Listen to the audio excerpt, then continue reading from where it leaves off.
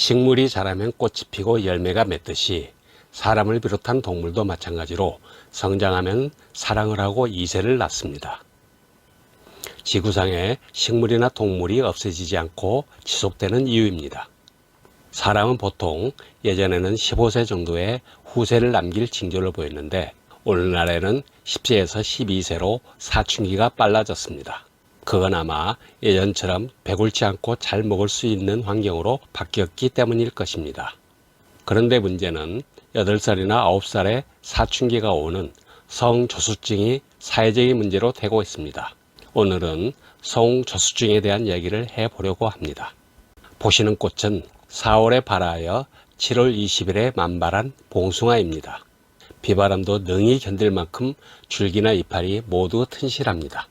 정상적인 봉숭아입니다. 반면에 이 꽃은 씨앗이 보도블록 사이 틈새를 삐집고 나와 자란 봉숭아입니다. 물을 충분히 공급받지 못한 데다 줄기도 마음껏 키우기가 어려운 환경이다 보니 모든 면에서 부실합니다. 세찬 비바람이라도 불면 언제 쓰러져 버릴지 불안합니다. 그런데 꽃은 훨씬 빠른 6월 20일쯤 피었습니다. 왜 그럴까요? 모든 생물은 생존과 번식을 최우선으로 진화해 왔습니다. 일단 생존에 성공하면 어떻게 자신의 유전자를 남길 건지에 집중합니다. 환경이 좋지 않은 봉숭아는 언제 죽을지 모르니 최대한 빨리 번식하기 위해 다른 봉숭아보다 한 달이나 빨리 꽃을 피웠을 것입니다. 이런 예는 우리의 옛 풍습인 대추나무 시집보내기에서도 나타납니다. 동국 새시기에도 기록되어 있는 대추나무 시집보내기는 상처 입은 대추나무가 열매를 더욱 많이 맺는다는 것을 알 수 있는 것으로 과학적 근거가 있다고 말합니다. 그래서 도끼로 과일나무의 가지를 쳐내야 과실이 많이 달린다는 말이 나온 것입니다. 배나무는 가지치기를 해주고 감 딸 때는 꺾어서 따야 열매가 많이 열리는 이치와 맞닿아 있습니다. 2012년 미국의 버클리대에서는 7살에서 11살 소녀 440명을 대상으로 조사를 하였는데 편부모 가정과 이혼 가정의 소녀들은 정상 가정의 소녀들에 비해 성저수증에 걸리는 확률이 2.4배 높다는 연구 결과를 발표하였습니다. 좋지 않은 환경이 사춘기를 앞당긴다는 걸 알 수 있습니다. 최근 들어 우리나라에서는 성저수증이 연평균 9%씩 늘어난다는 통계가 있습니다. 예전에 비하면 훨씬 영양 상태도 좋아지고 굶을 일이 없는데 왜 그럴까요? 전문가들은 성저수증의 원인을 환경에서 찾습니다. 도시화된 현대사회에서 성저수증이 많아진다는 건 2016년 지역별 발병률을 보면 알 수 있습니다. 가장 높았던 지역은 세종시, 경기 화성시, 수원시 영통구, 오산시, 용인시 수지구, 대구 수성구, 경기 부천시, 충북 단양군, 포항시 북구, 용인시 기흥구 순으로 나타났으며 가장 낮은 지역은 충북 보은군, 충북 음성군, 경남 고성군, 전남 신안군, 경남 의령군 순이었습니다. 신도시에서 발병률이 높은 것은 새 아파트 등에서 나오는 환경 호르몬 영향이 클 것으로 보인다는 전문가의 견해입니다. 캔, 통조림, 물통에 사용되는 대표적 환경 호르몬인 젠더 밴딩이라는 화학물질을 주범으로 지목하기도 합니다. 우리가 늘상 섭취하는 음료나 식수 등 비스페놀 A, 투명하고 단단한 플라스틱 소재인 폴라카보네이트와 통조림 캔의 내부 코팅제로 사용되는 에폭시 수지의 주원료를 말합니다. 전문 용어 때문에 말이 어려워지는데 비스페놀 A는 여성 호르몬인 에스트로겐과 유사한 구조를 가지고 있어 호르몬 작용을 방해해 내분비의 장애를 일으킨다는 설명입니다. 또 한편으로는 소아 비만을 원인으로 꼽기도 합니다.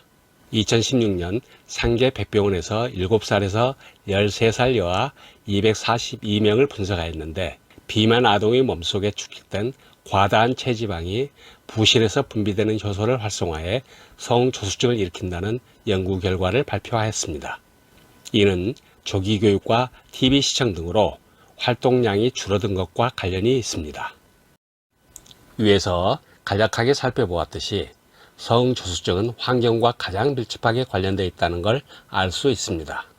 식물, 동물을 막론하고 충분히 성장했을 때 번식하는 게 정상입니다. 인간에게 사춘기는 가장 왕성하게 성장하고 있다는 징표이기도 합니다.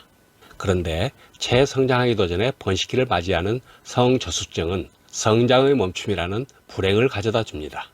사춘기를 맞이하면서 성장판이 서서히 닫히는 데 반해 성저숙증에 걸리면 일찌감치 성장판을 닫아버리기 때문입니다. 성저숙증은 한마디로 열악한 환경 때문이라 말할 수 있겠습니다. 현대화, 도시화된 환경 호르몬이든 인스턴트 식품이나 일회용 식품 등 정크 식품의 과다 섭취 등 정상적인 환경이 아닌 불량한 환경이라는 경고를 주고 있는 셈입니다.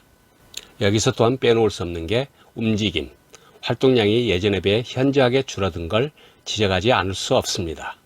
실컷 뛰어놀아야 할 시기에 조기교육으로 늦은 시간까지 인공조명에 노출되거나 수면 시간이 늦춰질 경우 멜라토닌 호르몬 분비가 억제되고 성호르몬이 지나치게 활성화되어 성저숙증을 부추깁니다. 잠이 부족해지면 몸이 식욕을 늘려 탄수화물을 더 많이 먹도록 동하여 과체중과 비만이 될 가능성은 훨씬 높아진다는 것입니다. 통계에 따르면 적도에 더 가깝게 사는 여자아이들이 북반구 지역에 거주하는 여아들보다 상대적으로 더 늦은 시기에 생리를 시작하는 경향이 있다고 합니다. 이는 햇빛에 대한 노출이 잠재적인 영향을 미친다는 사실을 의미합니다.